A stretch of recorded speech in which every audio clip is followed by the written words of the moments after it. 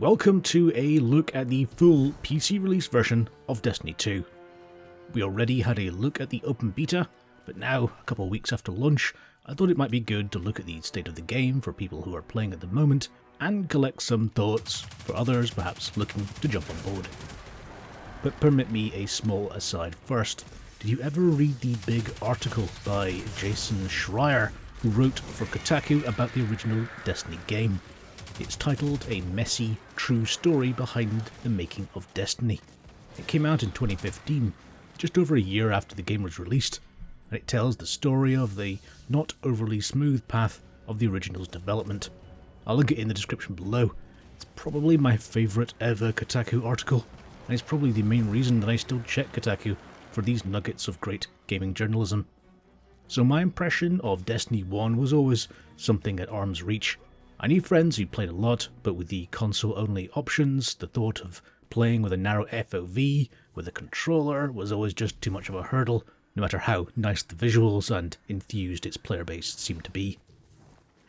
So when Destiny 2 was announced for PC, I was happy.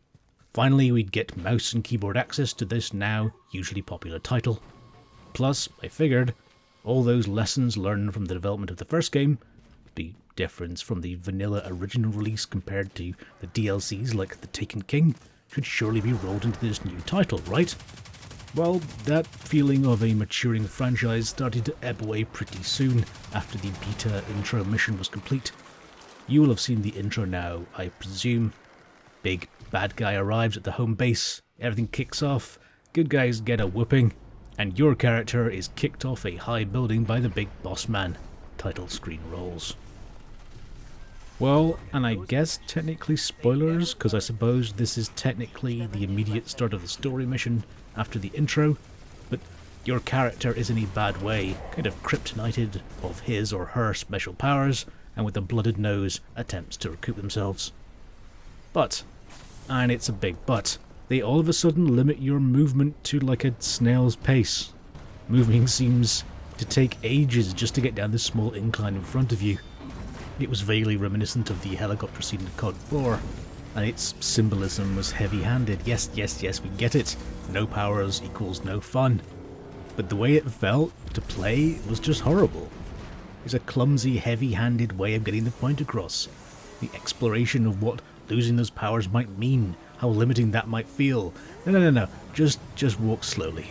It's hard not to see this as a moment for me when I realised that the matured product I've been hoping for might have not actually materialised. Was it the worst thing in the world? Clearly not, but it was a sharp edge of poor user experience that I'd expect a seasoned developer to have rounded over by release time, especially one so early in the game. But let's start with some positives. The game looks amazing. I realise that design is subjective, but I'd argue that their art team knocks it out of the park on execution. The world is beautifully created and wrapped around you. It has genuine differences in landscape and tone from the different planets. There's no cookie-cutter content for the environmental design. Particular congratulations should be given to the lighting artists for Destiny 2. They often use high contrast effects to add drama to what could, in less skilled hands, look like something that was merely acceptable rather than the actual triumph that it is. There are other pieces of great games design too. The overall weapon handling feels great, and there's certainly no feeling of it being a poor PC port in the raw process of shooting enemies. Also, it seems on the face of it like a small thing, but the act of punching enemies is perhaps the best I've ever experienced. It's bizarre. There's a real sensation of impact and power. Even the aim lock that's present on PC can actually lead to a slight increase in the skill ceiling.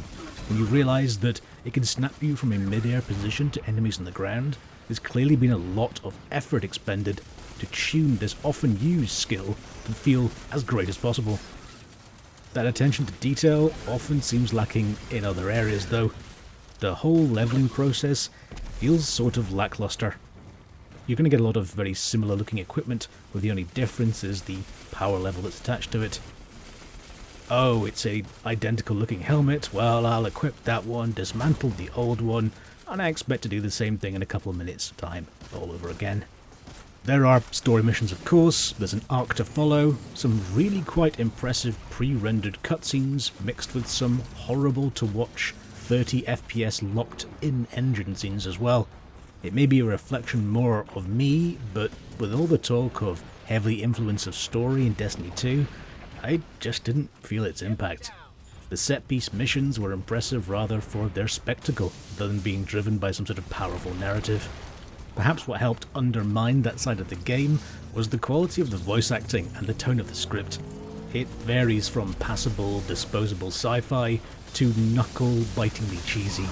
Zavala, aka the dude with the amazing voice from The Wire, does what he can, but in my opinion, he's more of a high watermark outlier than an example of the general quality of the script or its delivery.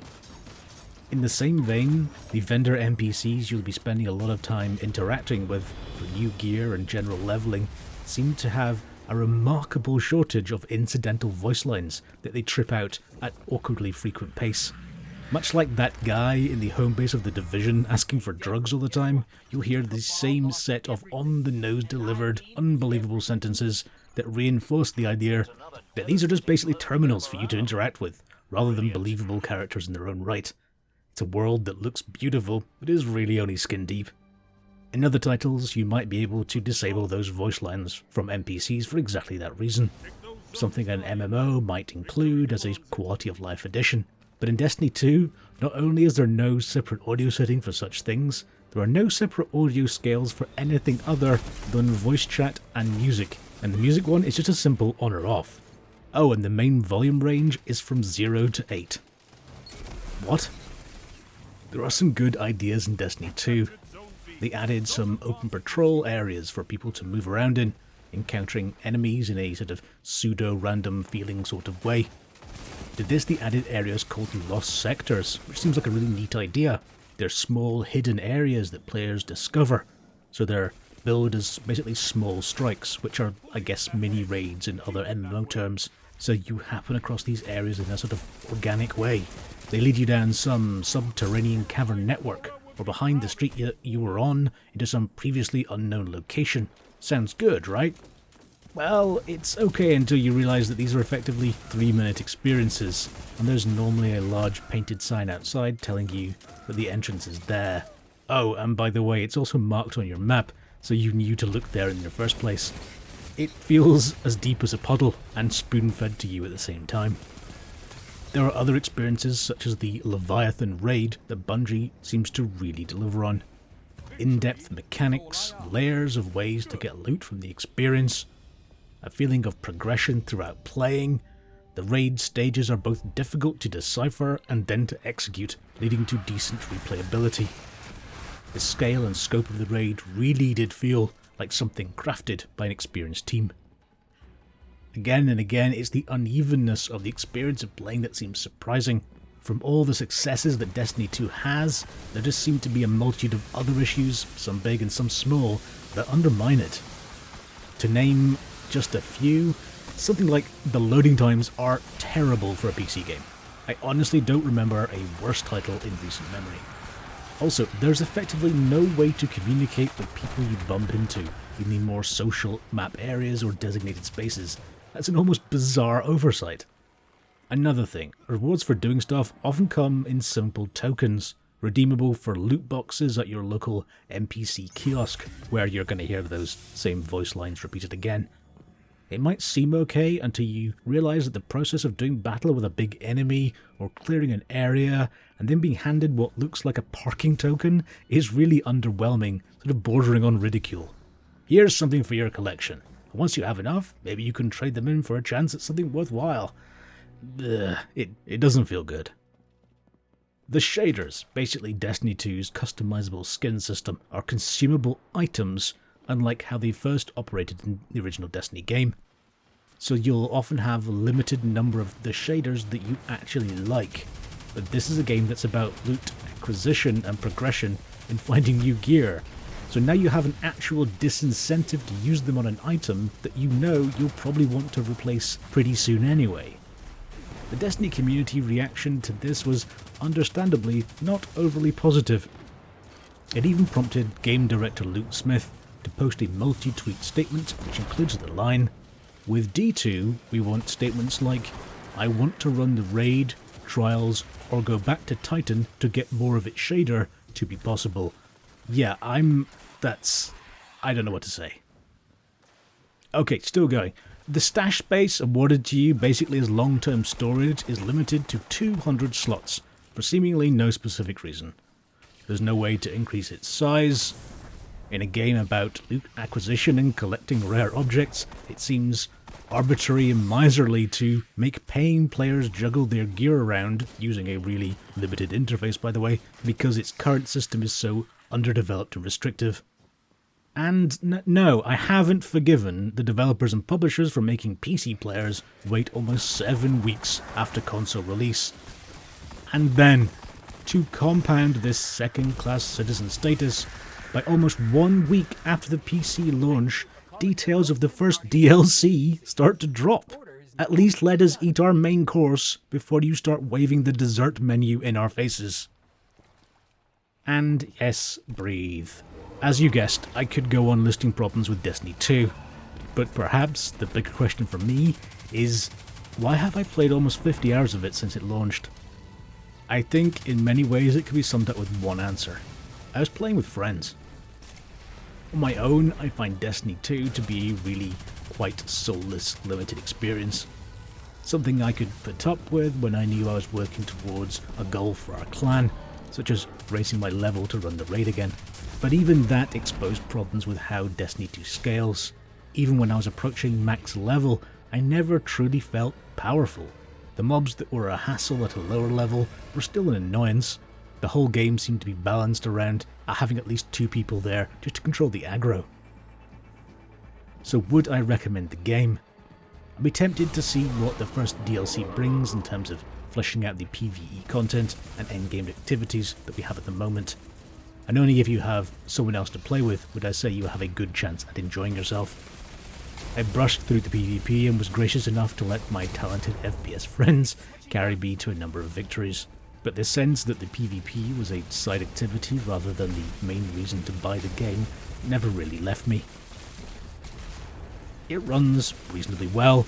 It has a bunch of graphic options, but I guess you'd need a really quite powerful high-end machine to regularly see a constant 120 FPS at higher graphic settings. And actually, nvidia put together a really good article showing which settings in-game to tweak for performance and fidelity. I'll link that in the description below. I've seen people joking that friends are an endgame activity in Destiny, but to some degree, I'd argue that they're almost essential to all parts of this game. But this of course strays into the "but aren't most games fun if you're playing with friends" territory, and yes, they tend to be. So is Destiny 2 a game optimised for groups of friends to participate, or is it a game reliant on people's friendships to provide the content and enjoyment to their otherwise sparse experience? If I'm honest with you, I'm not sure I know the answer to that, but the fact that it's too close to call would seem to be telling in itself. So my first experience in the world of Destiny has been a mixed bag.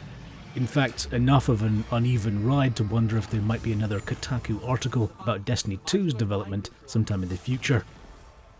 If this had been labelled Destiny 1, and you'd have told me that this was the first game in the franchise, then, story apart, the delivery and execution would have me believing you. But then I'm still glad I played it. With friends, it's a fun ride to run, and perhaps we'll be back to ride it with renewed enthusiasm when the DLC is announced and detailed. To their credit, I watched some Bungie people talk at TwitchCon about how they're planning to add more content and flesh things out, but I couldn't shake the feeling that after learning and adding so much to the first game, that Destiny 2 should have been standing on those shoulders and reaching higher. I'm wondering, what do you think of Destiny 2? Have you played it? If not, then why did you decide to skip it? Leave a comment below right now telling me your thoughts and feelings. Thanks so much for watching this video.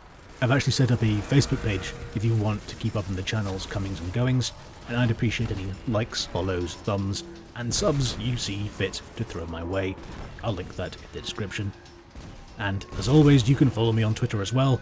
I'm at LCTRGames. I'll link that in the description too. Thanks again for watching, and I'll see you next time. Take care. Look at us. The first Earthlings to come here since the Golden Age. Power's down. Tough to see. Grab a souvenir for me. Those will